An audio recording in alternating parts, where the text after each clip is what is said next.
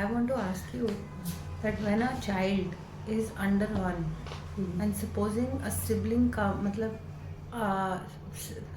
another child comes in that house, तो how that child, what is the state? Because वो तो अभी totally that child is unaware. ना चलना ना बोलना ना अपने ऊपर कुछ, बेयरली ईयर का बच्चे को क्या पता है. एग्जैक्टली और उसके आगे एक और जीव आ गया जिसको ऑब्वियसली मदर की ज़्यादा ज़रूरत है, तो अटेंशन अब शिफ्ट हो गया, तो क्या बीतता होगा उस बच्चे के ऊपर. It's like see you know, देखो पहली चीज कैसे है कि और अगर हम और पीछे जाएं, हाँ. अगर 1 साल के बच्चे के सामने एक और बच्चा आ जाता है, एक नया, तो अटेंशन ऑब्वियसली माँ जो आया है उस पर, लेकिन हम पीछे का देखें तो वो बच्चे के बनने से लेके मतलब कंसेप्शन पे जाएं तो वो 1 साल का बच्चा बेयरली 3.5 महीने का रहा होगा.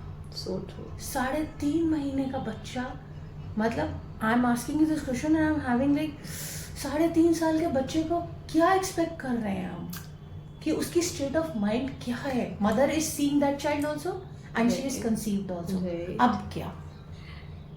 Right. So see, I would share you my example itself. जैसे कि I am the first child and I have a brother who is 1 year, exactly a year younger to me. So like you know, during intergenerational trauma and inner child healing, I realized this. I understood that I had somewhere like you know a kind of disconnection with my mom. Like भले you love, जैसे भले I love her, but एक होता है ना वो mother और child का जो बॉन्ड होता है ना, वो फील करना. मुझे ना हमेशा लगता था कि what is lacking, I don't feel that bond.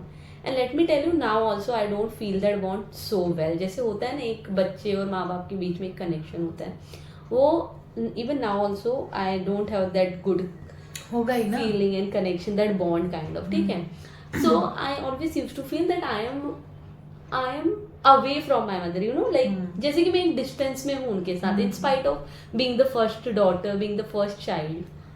So during intergenerational trauma and ICH, when I was like doing this healing, तब I realized, तब ये चीज़ें ना क्लिक की है, जो 3.5 महीने एज वाली जो बात है ना, ये तब मुझे क्लिक की जब मुझे ये रियलाइज़ हुआ कि अगर कोई, जैसे मैं अगर फर्स्ट चाइल्ड हूँ और my brother is 1 year younger, अगर ऐसा कोई भी रहता है तो it's like see what happens. अगर 1 साल का बच्चा है और उसका छोटा भाई बहन 1 साल का लाइक 1 year में बॉर्न होता है, सो दैट मीन्स कि जब पहला बच्चा अराउंड 3-3.5 महीने के आसपास था, तब सेकेंड चाइल्ड का कंसीवमेंट हो गया. So now see how tough it is, not only for the baby, even for the parents. It becomes tough for them also and it is definitely tougher for the babies. See the mother that I was talking about, mother is the origin, it is the source. बच्चे को कोई भी चीज़ मिलती है ना, वो माँ से मिलती है, क्योंकि मम्मा इज द पहला contact to the world. Baby के लिए पहला कांटेक्ट जो वर्ल्ड को लेकर है, दैट इज मॉम ओनली. ठीक है, नॉट इवन फादर. ठीक है, क्योंकि एक बच्चा मॉम के वोम में रहता है, उनके थ्रू बाहर आता है. सो इट्स लाइक कि मदर जिस भी चीज़ के थ्रू जाएगी, whatever may be the emotion, whatever may be the trauma, whatever may be the pain जो वो कैरी करेंगे, that is any which way transferred to the child. Second thing, मम्मा जिस तरह से चीज़ों को देखती है वो ट्रांसफ़र हो जाती है. क्योंकि मुझे फॉर एग्जाम्पल, चलो मेरे एग्जाम्पल से बात कर रहे थे, तो जैसे मुझे इस दुनिया में लाने वाला कौन? मेरी माँ. मुझे इस दुनिया से पहचान कर आने वाला कौन? मेरी माँ. अगर मेरी माँ ने लाइक अगर मेरे मम्मा के थॉट प्रोसेस में या उनके पर्सपेक्टिव में चीज़ें अगर पेनफुल रही है, तो I will carry the same experience. उनके एक्सपीरियंस में अगर चीज़ें हैप्पीली रही है, तो वो I will carry that experience of happiness. तो इसीलिए ना, क्योंकि मम्मा सोर्स होते हैं, तो एक बच्चा आगे जीवन में हैप्पी फील कर रहा है, पेन फील कर रहा है, या खुश है या दुखी में है, जो उसको पता भी नहीं है कि वो क्यों दुखी है. होते हैं कई लोगों के साथ, वो कोई ऐसा फियर कैरी करता है और उसको पता भी नहीं हो क्या फियर कैरी कर रहा है. या फिर सबसे बड़ी चीज़, लोगों के साथ कनेक्ट करना. ठीक है, कि एक इंसान का दूसरे इंसान के साथ कनेक्ट करना, सोशल लेवल पे आई एम टॉकिंग अबाउट, किसी भी ह्यूमन से एक बॉन्ड बनाना, वो जो कनेक्शन की बात आती है, that is totally linked to mom. When we talk about like that level, ठीक है, तो ये मॉम से रिलेटेड है क्योंकि मॉम इज द सोर्स. अगर मॉम ने वो कनेक्शन पास ऑन किया है तो वो चाइल्ड के पास रहेगा, नहीं तो वो बच्चा पूरी दुनिया से डिस्कनेक्टेड फील करेगा, अपने आप से डिस्कनेक्टेड फील करेगा, अपने माँ बाप से, अपने सिबलिंग से, रिलेटिव कोई भी होना, मतलब उसको ऐसे लगेगा okay I am here but I am not here. मैं एग्जिस्ट तो कर रहा हूँ इस बॉडी में, इस जगह पर हूँ, धरती पर हूँ, बट फिर भी मैं यहाँ नहीं हूँ. जैसे मुझे यहाँ पर एक कनेक्ट ही नहीं फील होता है, ऐसे लगता है ये मेरे लोग नहीं है. So this is one part of that कि ये वहाँ से आने की संभावना पूरी की पूरी होती है. तो सोचो ना, अगर कोई बच्चा जो मतलब इतने छोटे लेवल पे 3.5 महीने 4 महीने या 6 महीने का भी है, और अगर तब दूसरा कंसीवमेंट हो गया, दोनों बच्चों पर प्रभाव पड़ते हैं. एक का डेफिनेटली अटेंशन भी ये सब जा रहा है और दूसरे पर भी चीज़ें आ रही हैं.